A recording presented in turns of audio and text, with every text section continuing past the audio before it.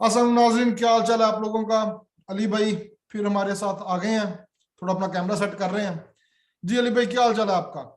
बिल्कुल ठीक ठाक। आप सुनाएं, क्या हाल है? मैं ठीक हूँ बिल्कुल। अली भाई, बड़ी जबरदस्त प्रोग्रेस हुई है, सऊदी अरब और ईरान के आपस में सफारती तल्लुकात बहाल हो रहे हैं, और वो भी चाइना ने मदद की है। तो आपने खबर पढ़ तो ली होगी, तो जरा आप थोड़ा सा आप हमें हम्म। बताएं कि क्या इनके नोयत क्या थी, पहले तल्लुकात क्यों खराब थे और अब कैसे क्यों ठीक हो रहे हैं। भाई, बुनियादी तौर पे तो इन दोनों ममालिक के ताल्लुकात जो हैं वो तारीखी तौर पे तो हमेशा खराब ही रहे ना। ईरानी तहजीब और सऊदी अरब का एक तसादुम जो है वो तो 1400 साल से जारी सारी है ना। वो तो खैर ज्यादा कदीम बात है, उतना हम ज्यादा उसकी डिटेल में नहीं जाएंगे, लेकिन ये तो सबको पता है कि एक तरफ जो है वो शिया सेक्ट है इधर ईरान में, और दूसरी तरफ जो वहाबी एलिमेंट है, और उस वो और हम्बली एलिमेंट जो था सऊदी अरब में वो उनके अगेंस्ट ही रहा नजरियाती तौर पे। तो इनकी कशमकश तो जारी और सारी रही है दोनों ममालिक की, और इसका असर जो है वो खिते पे भी रहा है, वहाँ पे लोगों पे भी रहा है। मुख्तलिफ अदवार में उसकी मुख्तलिफ नोयत रही है। जब तक यहाँ पे शाह ईरान की हुकूमत थी, रजा शाह पहलवी की, तब तक सऊदी अरब की और ईरान के ताल्लुकात ठीक थे, बेहतर थे। और जैसे ही यहाँ पे ईरानी इनकलाब आया 79 में, तो उसके बाद सऊदी अरब की और ईरान के ताल्लुकात जो थे वो काफ़ी ज़्यादा ख़राब हो गए। और फिर उसके नतीजे में आपको याद होगा कि सऊदी अरब ने और अमेरिका ने इराक की मदद की और उन्होंने हमला किया ईरान पे, और वो एक लंबा अरसा इराक ईरान वॉर चली। बेसिकली तो शिया सुन्नी वॉर थी ना वो भी। तो इनके आपस में कॉन्फ्लिक्ट्स तो रहे हैं बहुत ज़्यादा, रीजनल भी, नजरियाती तौर पे भी, और इलाके में जो थी अपनी डोमिनेंसी के लिए, अपने असर रसूख के लिए। पाकिस्तान में भी आपको याद है कि ईरान और इराक, इसकी ईरान और सऊदी अरब की प्रॉक्सी लड़ी गई है। जैसे अफगानिस्तान में यूएसएसआर और अमेरिका की प्रॉक्सीज लड़ी गई, इसी तरह पाकिस्तान में एक लंबा अरसा सऊदी अरब और ईरान की प्रॉक्सीज लड़ी गई, और शिया सुन्नी फसादात पाकिस्तान में जो होते रहे, कभी लश्कर जंगवी, कभी जैश मोहम्मद, और कभी एक और इन्होंने तंजीम बनाई थी अहले तशय्युओं ने भी, तरीके नवाज़ फ़िका जाफरिया, तरीके नफाज फ़िका जाफरी थी। एक इनकी अस्करी तहरीक भी थी, सिपा मोहम्मद। वो सिपा मोहम्मद, यस, इन्होंने सिपा साहबा बनाई थी, उन्होंने सिपा मोहम्मद। तो ये आपस में कत्ल गारत तो वहाँ पे बहुत हुई है, एक तरफ ईरान की सपोर्ट थी, एक तरफ सऊदी अरब की। लेकिन रियलिटी ये है कि ये दोनों रियासतें हैं, इन दोनों का जो बुनियादी नजरियाती ढांचा है वो अपोजिट मजहबी फिक्र के ऊपर है।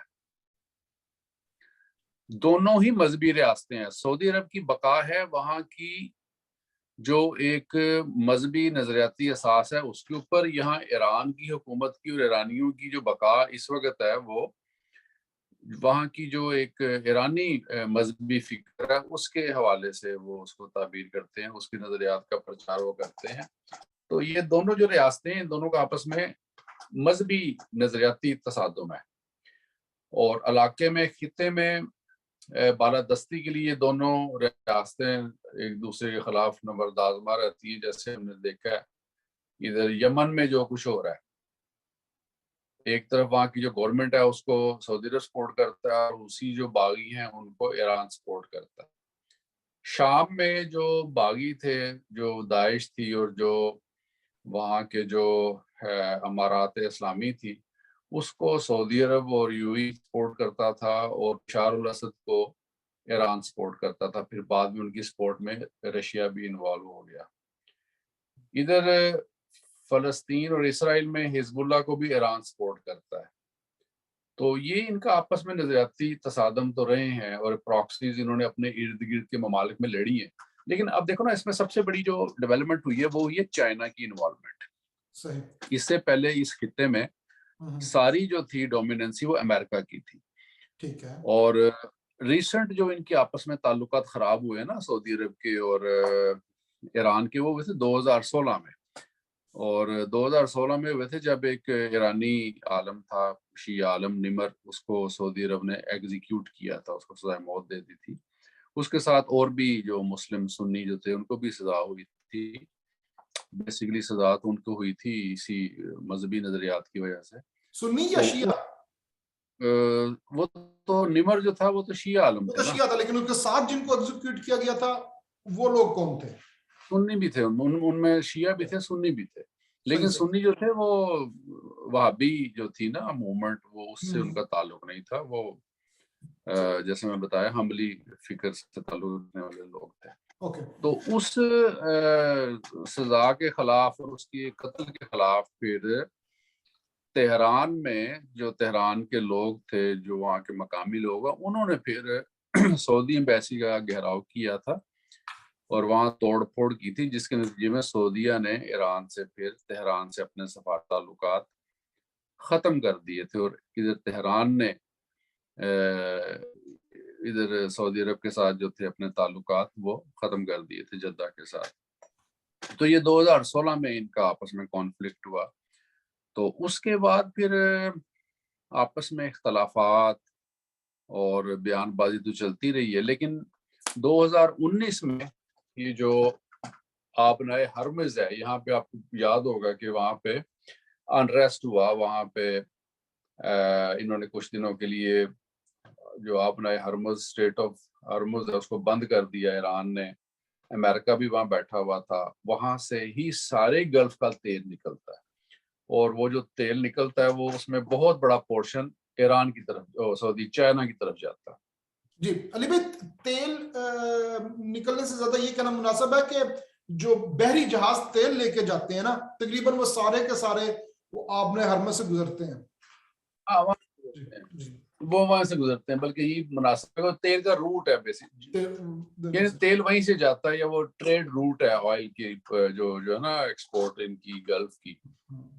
تو اس ٹینشن کا جو تھا نا نقصان ایران کو تو تھا ہی، کیونکہ ایران کے اوپر تو آلریڈی امبارگوز ہیں، امریکن پابندیاں اس کے اوپر. اور اس کا بہت بڑا نقصان جو تھا چائنا کو ہوا تھا، کیونکہ چائنا جو ہے نا اس وقت سب سے بڑا آئل امپورٹر ہے سعودی عرب کے لیے. سعودی عرب سے آئل لیتا ہے، ایران سے بھی آئل لیتا ہے. تو چائنیز اکانومی جو تھی اس کو بہت نقصان پہنچتا ہے. ایک ادھر ان کو اس اسٹریٹ میں پرابلم ہے کہ بھئی یہاں پہ انریسٹ اگر ہو تو ان کی اکانومی متاثر ہوتی ہے. دوسری جو بے آف ملیشیا میں ادھر ہے، جو کیا نام ہے اس کا، ملاکا، وہاں پہ اگر پرابلم ہو تو وہ ان کی اکانومی ڈسٹرب ہوتی ہے. تو وہ یہ نہیں چاہتے تھے کہ یہاں پہ دوبارہ فیوچر میں کوئی ڈسٹربنس ہو، جس کی وجہ سے ان کی آئل جو ایک ہے ساری ترسیل تیل کی جو ٹریڈ ہے وہ اس کو کوئی خطرہ ہو. تو اس لیے چائنا جو تھا وہ بہت زیادہ انٹرسٹڈ تھا کہ کسی طریقے سے سعودی عرب کے اور ایران کے جو تعلقات ہیں یہ آپس میں ٹھیک ہونے چاہیے. اور اس میں تھوڑا بہت رول پاکستان نے بھی ادا کی ہے. جو نیوز تھی نا اس زمانے میں 2019 میں عمران خان جو تھے یہ بھی گئے تھے تہران گفت و شنید کرنے. ظاہر ہے پاکستان کا کچھ نہ کچھ تو سعودی عرب کے ساتھ فوجی سطح پہ، ملٹری سطح پہ، سیاسی سطح پہ گفت و شنید چلتی رہتی ہے. اور چائنا کے ساتھ تو پاکستان کے تعلقات جو ہیں سو ہیں، تو انہوں نے بھی اس کو تھوڑا بہت نیگوشیٹ کیا تھا ان دونوں ممالک کو قریب لانے کے لیے. لیکن بعد میں پھر پی ٹی آئی کی گورنمنٹ چلی گئی تو یہ جو تھا معاملہ سارا ظاہر ہے یہ تین بڑوں کے درمیان رہ گیا، ایران، سعودی عرب اور ادھر چائنا. اور 2021 سے ادھر عراق میں کنٹینیوسلی ان کی جو تھی نا ٹاکس جاری تھی. اور اس ٹاکس کے نتیجے میں پھر انہوں نے اعلان کیا کہ ہم ایک دوسرے کے ملک میں ہم دوبارہ اپنی ایمبیسیز جو ہیں وہ ری اوپن کریں گے اور اپنے تعلقات کو بحال کریں گے. ایک اس میں بہت امپورٹنٹ فینومینا جو نظر آ رہا ہے وہ یہ نظر آ رہا ہے کہ امریکن جو تھے وہ اس میں ڈائریکٹلی انوالو نہیں ہیں سارے اگریمنٹ میں، لیکن ان کا بیان یہ آیا کہ ہمیں سعودی عرب نے ایک لمحے کی کاروائی کی یا رپورٹ کی ہے، ہمیں اعتماد میں لیا، اور وہ انہوں نے اس کے اوپر خوشی کا اظہار کیا کہ گڈ نیوز کے ان ممالک کے آپس میں تعلقات جو ہیں ٹھیک ہونے جا رہے ہیں. سعودی عرب جو سوچ رہا ہے آج کل وہ یہ سوچ رہا ہے کہ ہمیں ایران کے ساتھ تعلقات خراب کرنے کی ضرورت نہیں ہے، کیونکہ انہوں نے اسرائیل کے ساتھ تعلقات اپنے ٹھیک کر لی ہیں سعودی عرب نے، اور امریکن انوالومنٹ جو ہے وہ خلیج میں کم ہوتی جا رہی ہے کیونکہ وہاں پہ اسرائیل کی انوالومنٹ کافی بڑھ رہی ہے. اور بہت سارے جو گلف کے کنٹریز ہیں انہوں نے تو اعلانیہ اسرائیل کو تسلیم کر لیا، اور بہت سارے کنٹریز جو ہیں انہوں نے اعلانیہ تسلیم تو نہیں کیا، لیکن ان کی جو میوچل انڈرسٹینڈنگز ہیں اسرائیل کے ساتھ وہ ایسی ہیں جیسے انہوں نے ان کو ریکگنائز کیا ہوا. ایک تو یہ بڑی ڈیولپمنٹ ہوئی ہے خطے میں، اور اس وقت جو سعودی عرب ہے وہ بھی بہت حد تک انڈیپینڈنٹ سوچ جو ہے وہ اڈاپٹ کر رہا ہے. اور آپ نے دیکھا ہوگا کہ تیل کے اوپر پابندیاں لگی ہیں روس کے آئل کے اوپر، لیکن رشیا سے آئل سب سے زیادہ سعودی عرب نے خریدا ہے اپنی ریفائنریز میں، اس کروڈ آئل کو ریفائن کر کے تو انٹرنیشنل مارکیٹ میں مہنگا بیچا ہے. اور یہ سب ظاہر انہوں نے امریکنز بل کے اگینسٹ کی ہے، اپنا فائدہ سوچا، اپنا مفاد سوچا ہے. تو اس ڈیل میں بھی ایران اور سعودی عرب اور چائنا اپنا اپنا فائدہ سوچ رہے ہیں اور دیکھ رہے ہیں، جو کہ ظاہر ہے پورے خطے کے لیے ایک اچھی خبر ہے اور اس میں سب کا فائدہ ہے. اور اس نیگوسیشن کا، اس ٹاک کا سبھی ممالک نے جو اس کے ہیں خطے کے ممالک جو ہیں، جو گلف کے ممالک ہیں انکلوڈنگ مصر وغیرہ اور باقی جتنے بھی اسلامک کنٹریز ہیں، اور ترکی نے بھی اس کا خیر مقدم کیا ہے. ایون اسرائیل، اور اسرائیل کا تو نہیں مجھے پتا، ویسے فلسطین جو اتھارٹی ہے انہوں نے بھی کہا کہ یہ گڈ انیشیٹو ہے کہ ان دونوں ممالک کا آپس میں جو تعلقات ٹھیک ہونے کے لیے جا رہے ہیں، حتیٰ کہ حزب اسلامی نے بھی اس کو خوش آئند قرار دیا ہے. تو پاکستان تو ظاہر کہے گا یہ اچھی بات ہے. تو یہ ایک بڑی ڈیولپمنٹ ہے، اور اس کا فائدہ جو ہے میرا خیال ہے کہ پوری ریجن کو ہوگا، اور ایک ٹرک کے حوالے سے اور پیس کے حوالے سے اس میں جو ہیں بہت سارے نئے راستے کھلیں گے پورے خطے کے لیے اور لوگوں کے لیے بھی. علی بھائی آخری سوال یہ ہے کہ پاکستانی معاشرے میں جو ایک کشمکش تھی شیعہ سنی کی، جس کے سرپرست ایک طرف ایران اور دوسری طرف سعودی عرب تھا، وہ پچھلے 10 سالوں میں تو ویسے بہت کم ہوئی ہے، مطلب وہ تو ہم نے دیکھا. لیکن اس امپروومنٹ کے بعد آپ کیا سمجھتے ہیں کہ اس کا کیا اثر ہوگا پاکستانی سماج میں جو ایک کشمکش تھی؟ پاکستانی سماج کا تو یار حالات یہ ہے نا کہ وہ پنجابی کی مثال ہے نا، منو نوٹ وخا میرا موڈ بنے. تو ان کو جب پیسے آتے تھے تو وہ رادھا ناچتی تھی، اب پیسے نہیں آئیں گے یا پیچھے سے وہ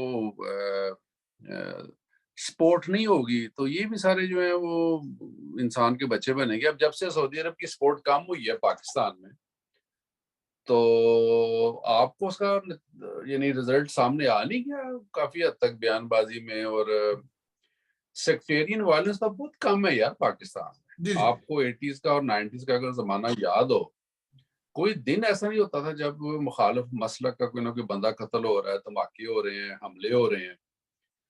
تو 9/11 کے بعد جب دنیا نے بھی اس سارے ایشو کو فوکس کیا ہے، اس کو انہوں نے مانیٹر کرنے کی کوشش کی اور کیا بھی ہے مانیٹر، تو یہ جو انسرجنسی تھی مختلف ممالک کے اندر، چاہے وہ مذہب کے نام پہ ہوں چاہے نظریات کے نام پہ ہوں، جب سے ان پہ پابندی لگی ہے یا ان پہ سختی آئی ہے تو اس حوالے سے تو پاکستان میں بہت حد تک شیعہ سنی جو معاملات تھے اس کے اوپر کافی حد تک کنٹرول ہے. ہزارہ کے خلاف واقعات ہوتے رہتے ہیں ادھر کوئٹہ میں، بلوچستان میں، یا ادھر پڑا چنار میں بھی اکا دکا واقعات ہو جاتے ہیں. لیکن جس طرح پورے پاکستان میں پہلے آگ لگی ہوئی تھی، خاص طور پر کراچی، لاہور میں، ادھر جھنگ میں، سرگودا میں، تو وہ صورتحال بہرحال بہت حد تک کنٹرول ہے. اور اس کی بہت بڑی وجہ یہ بھی ہے کہ فورن فنڈنگ نہیں ہے ان کو، اور اس طرح پیسہ آ نہیں رہا، اس طرح افغانستان سے اسلحہ نہیں آ رہا، اور دہشت گرد ٹرینڈ ہو کے نہیں آ رہے. تو ان چیزوں کا بڑا فرق پڑا ہے، بہت فرق پڑا. باقی نظریاتی کشمکش تو ان کی جاری ساری رہے گی، بہت چل رہی ہے. شکریہ علی بھائی، بہت بہت آپ نے ایک سیر حاصل تبصرہ کیا. تو ابھی ہم یہیں رکتے ہیں. اوکے علی بھائی، شکریہ بہت.